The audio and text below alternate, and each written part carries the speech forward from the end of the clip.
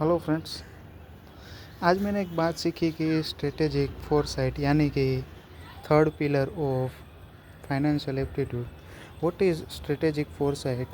That is thinking beyond today's small reward and focusing on long term outcomes. यानी कि अगर दिहाड़ी मजदूर का हम उदाहरण लेते हैं, वो रोज़ का कमा करके रोज़ खाते हैं। उनके हमने देखा होगा उनके बाल भी सफ़ेद आ गए होते, लेकिन पूरी लाइफ वो दिहाड़ी में ही गुजार देते हैं। उनको हर रोज़ कमाना पड़ता है। उससे हम आगे देखते हैं तो जो लोग जॉब करते हैं उनको मंथली बेसिस पे जॉब करनी पड़ती है, क्योंकि कोई आउटकम आता ही नहीं। उनका इनकम सोर्स एक ही है, जो है जॉब। अगर जॉब छोड़ दी तो कुछ भी हो सकता है उनके साथ। उनसे आगे आता है जो है विजनरी माइंड्स, जो है विज़न लेकर से चलते हैं 5 साल 10 साल उस तरीके से। मैंने अपने पुराने वीडियो में एक चीज़ बताई थी 1990s की। धीरू भाई अंबानी ने जब जामनगर में रिफाइनरी लगाई, आज उनकी थर्ड जनरेशन, आपका लॉन्ग टर्म विज़न आपकी बहुत सारी जनरेशन को प्रोटेक्ट करता है।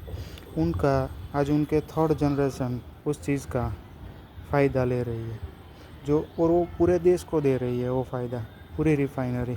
अगर हम बाहर से वो चीज़ लाते पेट्रोलियम, तो हो सकता है हमें और महंगा मिलता। तो स्ट्रेटेजिक फोरसाइट यानी कि आप लॉन्ग टर्म के ही सोचें। फॉर एग्ज़ाम्पल हम खेती की बात करें तो अगर हम गेहूं की फसल उगाते हैं तो हर 4 महीने में वो फसल काटनी पड़ती है। बट अगर हम आम का पेड़ लगाए तो हाँ, शुरुआती दौर में हमें कुछ नहीं मिलेगा उससे। 5 साल 6 साल हमें पेशेंस के साथ उसको पानी देना पड़ेगा, खाद देनी पड़ेगी उस पेड़ को। बट बस 5 साल के बाद हमें 20 साल तक आम मिलेंगे। That is called strategic foresight. यानी कि हम विजनरी माइंड से कुछ नया सोचें और विज़न लेकर के चले लॉन्ग टर्म के लिए, जो आपकी हमारी नेक्स्ट जनरेशन आने वाली पीढ़ी को भी फ़ायदा दे सकती है।